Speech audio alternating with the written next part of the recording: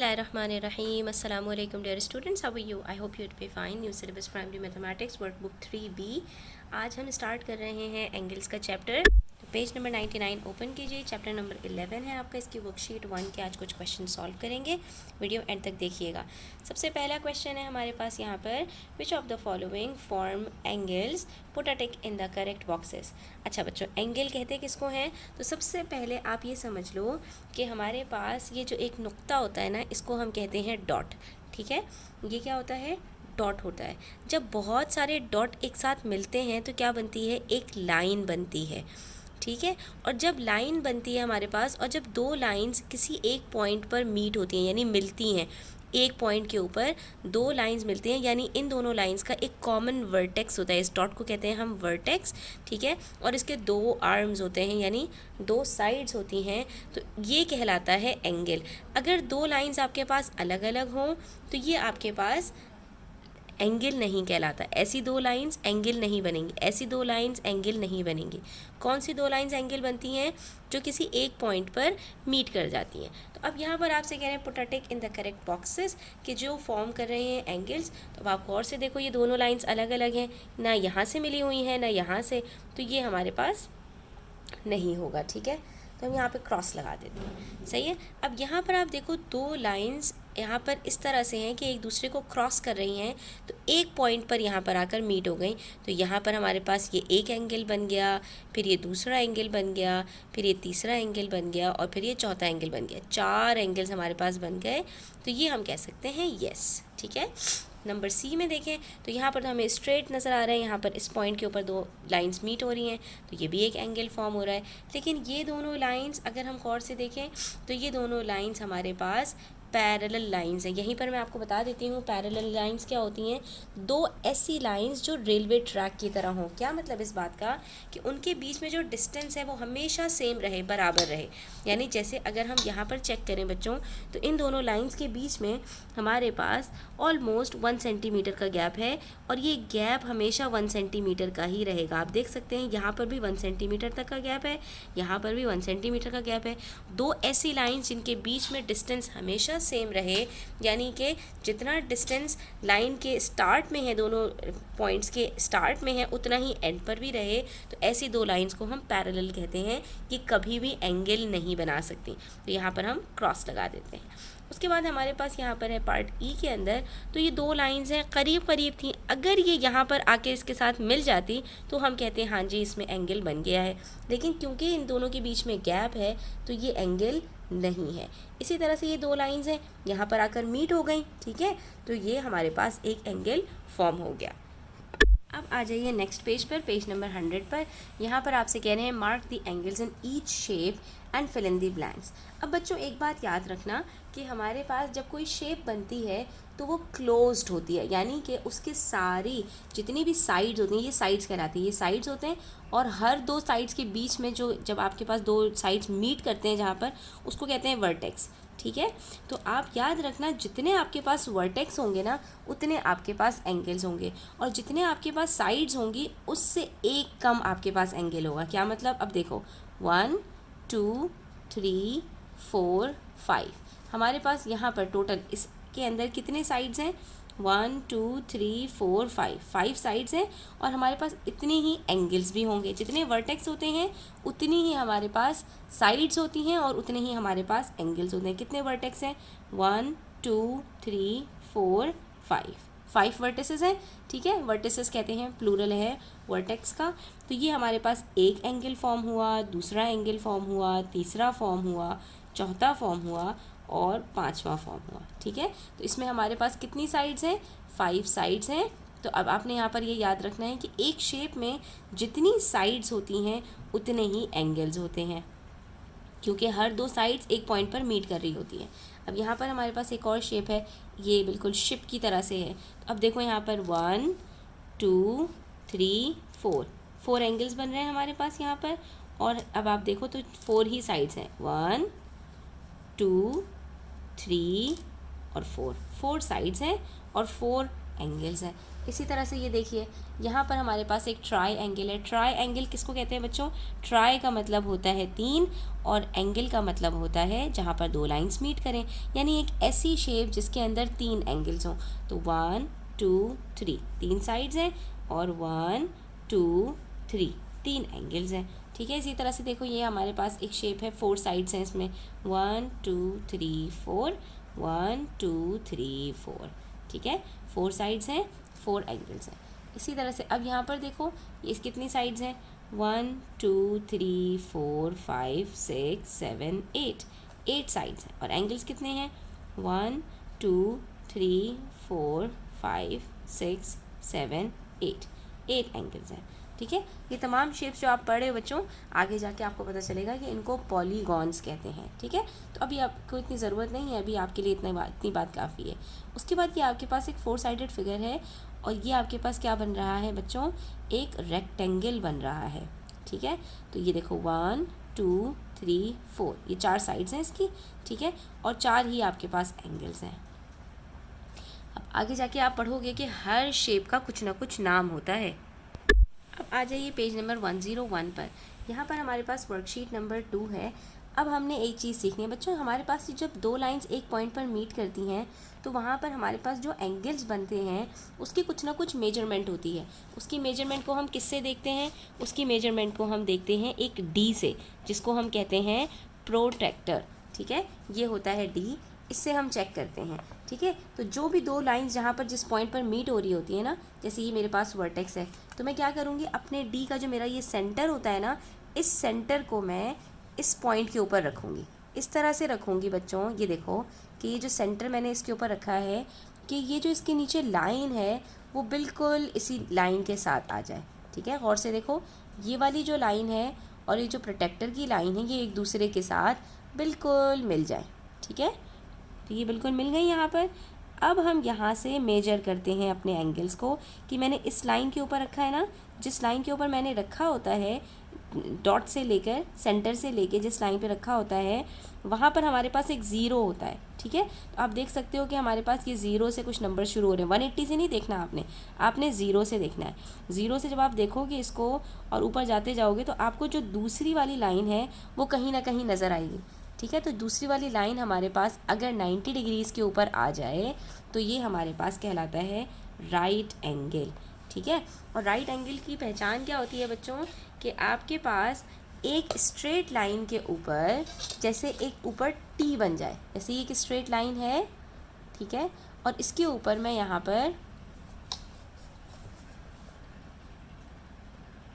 T बना दूँ या एल बना दूँ, तो ऐसी 2 लाइंस जब मीट होती हैं तो उनके बीच में हमारे पास 90 डिग्री का एंगल बनता है। ठीक है, 90 डिग्री का एंगल जब भी बनेगा तो उसको हम क्या कहते हैं, राइट एंगल। ठीक है, अच्छा अब इसके लिए ना आप एक राइट एंगल का टेस्टर भी यूज़ कर सकते हो। आपकी ज्योमेट्री बॉक्स के अंदर एक स्क्वायर, ये सेट स्क्वायर कहलाता है बच्चों, आपके एक ज्योमेट्री बॉक्स के अंदर डी की तरह से ट्राइंगल शेप में होता है।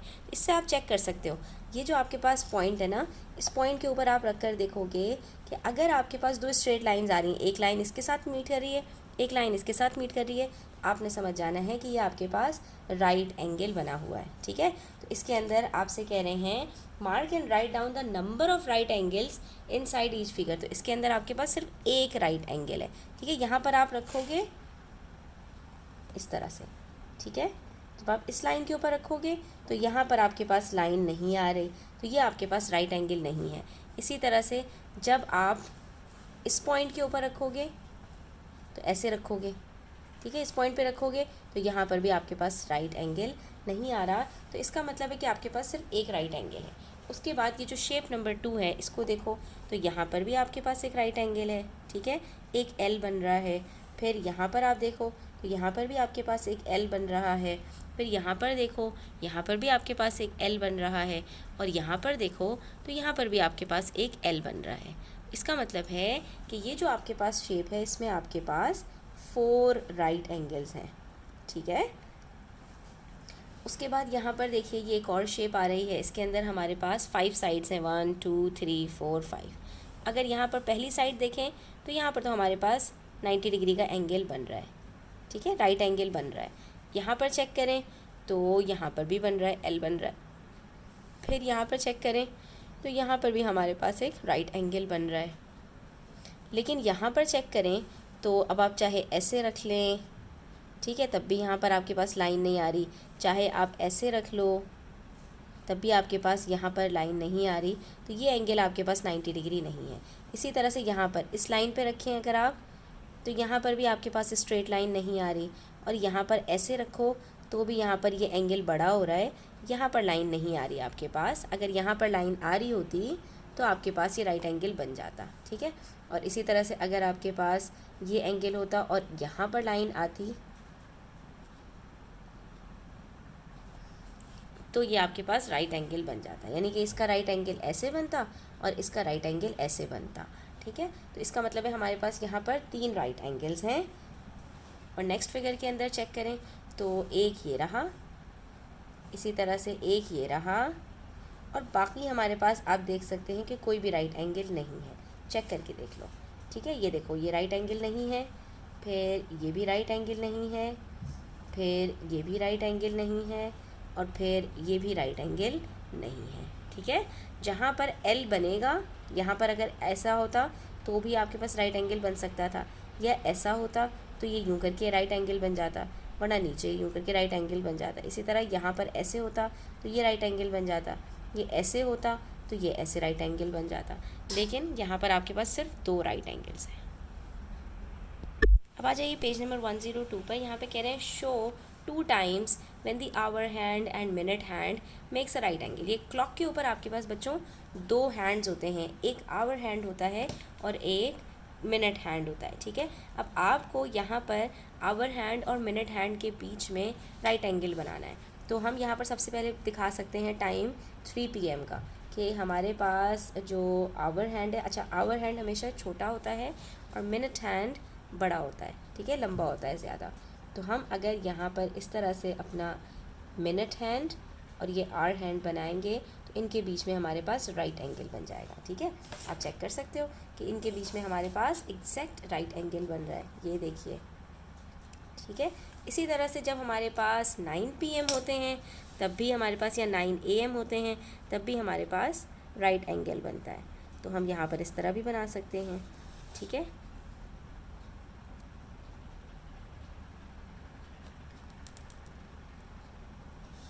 ये भी हमारे पास राइट एंगल बन गया। इसी तरह से जब हमारे पास 9:30 होंगे, ठीक है, तो 9 यहाँ पर और यहाँ पर 30, तो ये भी हमारे पास राइट एंगल बनेगा। और इसी तरह से नीचे की साइड पर जब हम जहाँ पर करेंगे 3:30 होंगे तब भी हमारे पास यहाँ पर राइट एंगल बनेगा, ठीक है। तो हम इसको इस तरह से शो कर सकते हैं। उसके बाद क्वेश्चन नंबर 3 में हमसे कह रहे हैं look at the figure below, mark all the acute angles in the figure. अच्छा बच्चों, अब एक चीज़ आपको यहाँ पर बता दूँ, जो हमारे पास एंगल्स फॉर्म होते हैं तो ये आप डी पर चेक कर सकते हो कि जितने एंगल्स हमारे पास 90 डिग्री से छोटे होते हैं, 80 डिग्री, 70, 60, 50, 40, 30, 20, 10, ये सारे एंगल्स एक्यूट कहलाते हैं, ठीक है। यानी 2 लाइंस जब मीट हों और उनके बीच में हमारे पास 90 डिग्री से छोटा एंगल बनेगा तो वो एक्यूट एंगल होता है। तो अब हम क्या करेंगे, अपने तमाम लाइंस को चेक करेंगे, देखेंगे हर जगह पर हमारे पास कितने डिग्रीज़ का एंगल बन रहा है। तो ये हमारा सेंटर है और ये एक सेंटर है, ठीक है। ये स्ट्रेट लाइन के ऊपर हम इसकी स्ट्रेट लाइन को रखेंगे, ठीक है, ये हमने रख दिया। अब इस स्ट्रेट लाइन के ऊपर हमारे पास 0 कहाँ पर आ रहा है, ये रहा 0, ठीक है। आपने इस वाले 0 को नहीं देखना, यहाँ पर हमारे पास कोई लाइन नहीं है। इस वाले 0 को देखेंगे और यहाँ से हम ये वाली जो लाइन है ना, यहाँ तक जाएंगे। इस लाइन से इस लाइन तक हमारे पास एक एंगल बनेगा। तो अगर हम 0 से चेक करें बच्चों, तो ये हम जा रहे हैं 120 और 130 के बिल्कुल बीच में, यानी ये हमारे पास 125 डिग्री का एंगल बन रहा है। तो ये 125 डिग्री का एंगल हमारे पास 90 से बड़ा है, तो ये एक्यूट एंगल नहीं हो सकता। फिर अब हमने क्या करना है, अब अपने सेंटर को हम यहाँ पर रखेंगे तो ये वाली लाइन और ये वाली लाइन हमारे पास मीट करेगी। तो ये देखिए, ये मैंने सेंटर को सेंटर से और लाइन को लाइन के साथ ज्वाइन कर दिया, ठीक है। उसके बाद फिर क्या होगा, अब ये जो सेंटर है, सेंटर की दूसरी साइड पर, लेफ्ट हैंड साइड पर मेरे पास जो लाइन है वो कॉन्साइड कर रही है, वो एक दूसरे के साथ मिल रही है। तो अब इस वाले 0 को देखेंगे जो ऑरेंज के ऊपर है, ठीक है। इस लाइन से हम ऊपर की तरफ जाएंगे तो ये हम कहाँ पहुँच रहे हैं, ये हम पहुँच रहे हैं कुछ 70 के बाद, ठीक है, नहीं 110 के बाद, 110 और 115 के बीच में यहाँ पर ये हमारे पास आ रहा है 114, ठीक है। तो ये एंगल भी हमारे पास 190 डिग्री से बड़ा हो गया, ठीक है। ये दोनों एक्यूट नहीं है। फिर हम यहाँ पर इस वाले एंगल को चेक करें, तो अब चाहे आप इस लाइन पे रख लो, चाहे आप इस लाइन पे रख लो, मैं इस लाइन पर रखूँगी, ठीक है। बस आपने ये देखना है कि सेंटर सेंटर के साथ मिलेगा और ये वाली लाइन के साथ मिलेगी, ठीक है। बहुत आपने गौर से तवज्जो से देखना है। अभी ये देखो हमारी ये वाली लाइन, ऊपर वाली लाइन जो है, डी की जो लाइन है, वो नीचे वाली लाइन के साथ जॉइन नहीं हुई। हमने बिल्कुल इस तरह रखना है कि नीचे वाली लाइन के साथ बिल्कुल मैच कर जाए और सेंटर सेंटर के ऊपर हो, ठीक है। बस इस चीज़ का आपने ध्यान रखना है, सही है। अब जब हम इसको मेजर करेंगे तो ये वाली लाइन के ऊपर हमने रखा है, इसका ज़ीरो देखेंगे, ये बाहर वाले ऑरेंज लाइन के ऊपर है, आउटर स्केल के ऊपर है। इसके ज़ीरो से हम जाएंगे दूसरी लाइन तक, तो वो हमारे पास आ रही है 80 और 90 के बीच में, ये रही, ठीक है बच्चों। तो ये हमारे पास 80 और 90 के बीच में जब आ रही है, तो इसका मतलब है कि ये वाला जो एंगल है हमारे पास, ये हमारे पास, हम इसको मार्क कर देते हैं 85, ठीक है। ये हमारे पास एक्यूट एंगल है। इसी तरह से अब इस वाली लाइन के ऊपर रखेंगे, ये भी हमें नज़र आ रहा है कि भाई ये भी 90 डिग्री से बड़ा होगा। अब ये सेंटर को सेंटर के ऊपर रखेंगे, इस लाइन को इस लाइन के ऊपर रखेंगे, ठीक है। ये हमने रखा। अब देखो नीचे वाली लाइन नज़र नहीं आ रही ना, इसका मतलब है हमने बिल्कुल सही रखा है। अब इस लाइन के ऊपर हमने रखा है, तो इसका ज़ीरो देखेंगे कहाँ है, ये रहा ऑरेंज लाइन के ऊपर, और दूसरी लाइन कहाँ है हमारे पास, ये रही, ठीक है। तो यहीं से नज़र आ गया कि ऑरेंज लाइन के ऊपर हम जाते हैं तो 130 और 140 के पास 138 हमारे पास ये एंगल आ रहा है। इसका मतलब है कि ये भी एक्यूट नहीं है, क्योंकि एक्यूट एंगल सारे 90 डिग्री से छोटे होते हैं। उसके बाद फिर हमारे पास ये है, तो हम इस सेंटर को सेंटर पे रखेंगे और इस लाइन के ऊपर इस लाइन को रखेंगे, ठीक है। ये हमने रख दिया इस लाइन के ऊपर इस लाइन को। जिस लाइन के ऊपर रखेंगे आप, जिस लाइन के ऊपर रखेंगे उसका ज़ीरो देखेंगे, उसका ज़ीरो ये रहा। ज़ीरो से हम यहाँ चलते चलते चलते चलते आगे जब आएंगे, तो ये हम देख रहे हैं यहाँ पर कि ये ऑरेंज लाइन के ऊपर हमारे पास 80 से थोड़ा सा पहले है, 70 और 80 के बीच में है। इसका मतलब अगर यहाँ से काउंटिंग करें तो हम जब तक यहाँ पहुँचेंगे तो ये 78 होगा। 80 से पहले 79 और 79 से पहले 78, तो ये हमारे पास 78 डिग्रीज़ है। अब आप इन सब में देख सकते हैं कि हमारे पास सिर्फ ये दोनों एंगल्स हैं जो कि 90 डिग्री से छोटे हैं, तो यहाँ पर हमारे पास 2 एक्यूट एंगल्स हैं। तो आज के लिए बच्चों इतना ही। इंशाल्लाह नेक्स्ट वीडियो के अंदर हम मज़ीद इस तरह के क्वेश्चन सॉल्व करेंगे। तब तक अपना ख्याल रखें। चैनल पर नए हैं तो सब्सक्राइब करते जाए, वीडियो अच्छी लगी हो तो लाइक करें, अपने दोस्तों के साथ ज़रूर शेयर करें। टेक केयर, अल्लाह हाफ़िज़।